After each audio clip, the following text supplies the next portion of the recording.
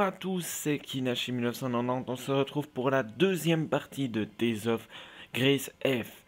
Donc voilà, je suis au même endroit que j'étais lors de la vidéo précédente et nous allons continuer notre petite introduction. J'espère que cette vidéo-là va vous aider et va vous plaire. Bon, aider, je pense pas que les pros de Tales of ça va aider grand-chose, mais en tout cas, pour ceux qui découvrent Tales of, ça va vraiment les aider. Donc là, nous sommes dans un combat. Un combat facile, il faut savoir que c'est les premiers monstres, donc c'est assez facile de les battre. À part cette petite créature-là en rouge. Et encore, voilà. Donc c'était vraiment pour montrer le style de combat que c'est. Après, nous avons toutes les expériences, les PC, les points et tout ça. Le système des combats. Maintenant, on va plus aller se diriger vers une autre ville. Donc c'est Barona plutôt. Barona, c'est la ville du. Je ne dévoile pas vraiment le jeu en vous montrant cette ville-là. Donc voilà, en gros.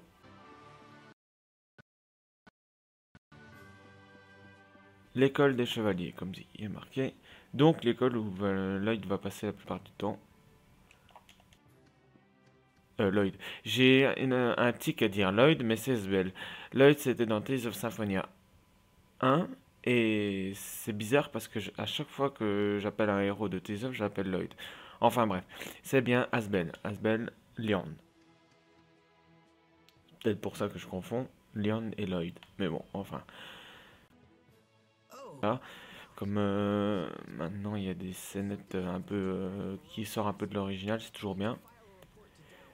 Au début du jeu, vous n'allez pas avoir Asbel avec un œil mauve et un œil bleu, hein. Ils seront tous les deux bleus. C'est au fil de l'histoire que vous allez comprendre pourquoi son œil devient mauve et surtout à la fin de l'histoire. Donc voilà. Sinon, que dire de ce jeu? Bah, les c'est médiocre, mais j'en avais déjà parlé dans la partie 1, sont assez médiocres comparé à Vesperia, qui est pour moi graphiquement le mieux. Donc voilà, bon, c'est vrai qu'il n'y a pas grand chose à faire. Alors, nous allons aller dans une autre ville. Je vais essayer de vous présenter toutes les villes, je veux dire, dans cette partie-là, vous présenter un peu toutes les villes qui peut avoir. Alors ici, ça c'est une ville annexe, si je me souviens bien. Oui, c'est euh, oui, c'est un port en fait. Donc c'est une ville de passage. Vous n'allez pas vraiment y rester longtemps dans cette ville-là. C'est juste une ville de passage. Donc j'ai pas vraiment besoin de vous expliquer convenablement. Alors il y a des magasins. Bon là c'est des magasins objets. Donc voilà, vous avez dans les magasins, vous trouvez un peu de tout. Et il y a le magasin pas où il est. Peut-être que c'est dans l'entrepôt. Parce que j'ai jamais été. En fait, j'ai jamais été vraiment dans cette ville-là. Alors là, j'ai trouvé une carte. Alors les cartes ne servent à rien, c'est juste.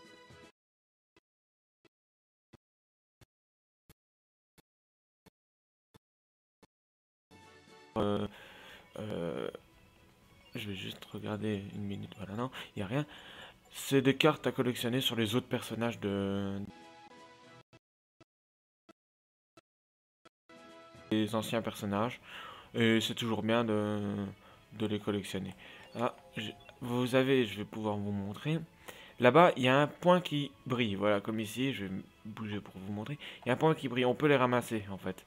C'est des objets. Il y en a tout le long de la map. Et on peut les ramasser. C'est toujours bien de le savoir. Parce que pas beaucoup de personnes le savent.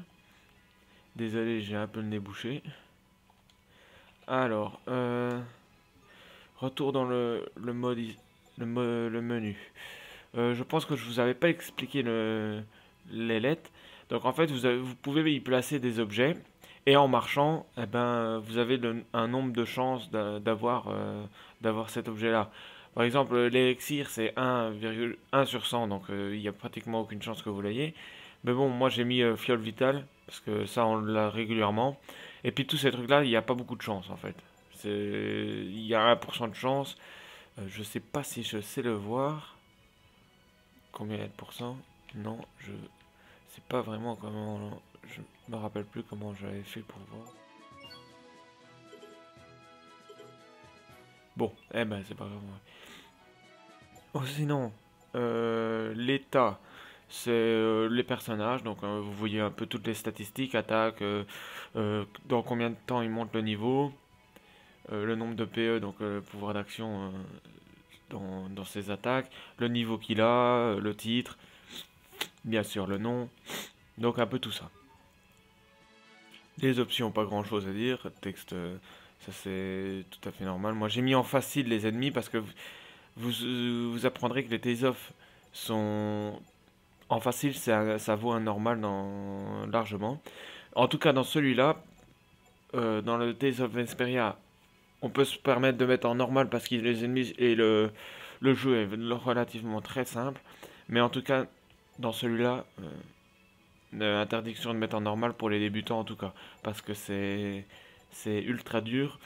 Et si vous mettez en normal, il va vous falloir vraiment beaucoup de niveaux au-dessus de l'ennemi. Donc là, moi, je joue à 4-5 niveaux en dessous de l'ennemi.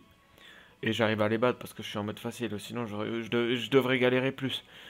Moi, c'était juste pour avoir terminé le jeu le plus vite possible. Là, je l'ai pas encore terminé, j'en suis au boss final. Et même en ayant mis facile, c'est très dur de le battre. Donc, nous allons visiter une autre ville. Il nous reste encore le temps d'en visiter une autre. Je veux juste vous montrer la ville, la deuxième ville principale du jeu. Et puis,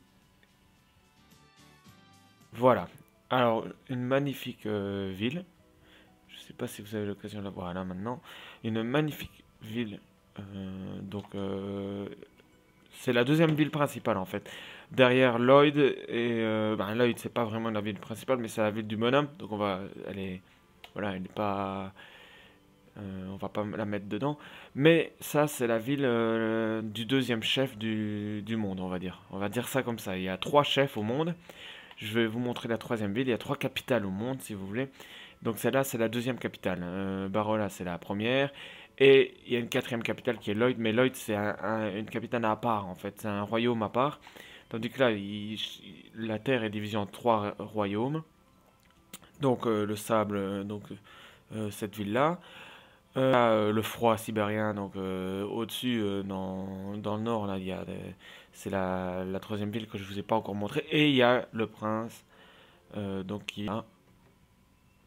Voilà, là on va juste aller, je vais juste vous montrer en vitesse le patron de ce royaume. Voilà, ici, c'est la Strata, donc le royaume de Strata. Maintenant, nous allons aller vite, parce qu'il ne me reste plus beaucoup de temps dans cette vidéo-là. J'essaye de mettre des vidéos de 10 minutes, parce que sinon, ça met trop longtemps à charger. Donc, j'espère que ça ne fera pas trop petit. Voilà, Zaher. J'espère que c'est Zaher et pas Valanik. Je vais essayer cet endroit-là. Je pense que c'est celle-là, la capitale. Voilà, oui, nous sommes en effet à la capitale. Voilà la troisième capitale, Zaher. Donc, quand je dis que c'est le froid sibérien, c'est vraiment le froid sibérien. Il y a toujours une map dans le froid. Toujours, dans tous les Tales of, j'ai jamais vu un Tales of, en tout cas moi, à part peut-être Tales of Vesperia, et encore je suis pas sûr, mais il n'y a jamais eu, je pense, il faudra que je vérifie, un Tales of sans map dans le froid, quoi. Euh, donc c'est toujours bien d'en avoir une. Alors, nous allons terminer chez notre ami, pour terminer cette petite introduction partie 2. Voilà, nous sommes de retour chez nous. Voilà. J'espère que cette vidéo-là vous a plu, j'espère qu'elle vous a un peu appris. Et si elle ne vous a pas appris, j'espère que pour ceux qui ne connaissent pas Tales of, j'espère qu'elle vous aura plu et qu'elle vous aura donné envie. Je vais juste terminer par une petite chose.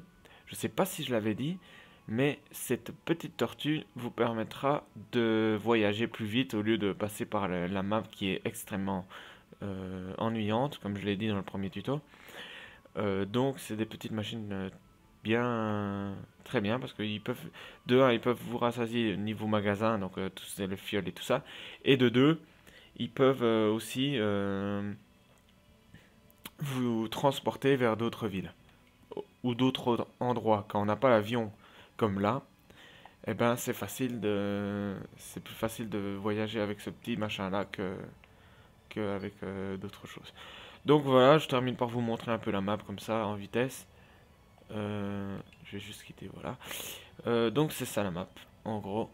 Là bien sûr, on va revenir. Donc il n'y a pas vraiment. En fait, on dirait que la Terre est composée que d'une face, parce que c'est cette face là et puis après c'est tout.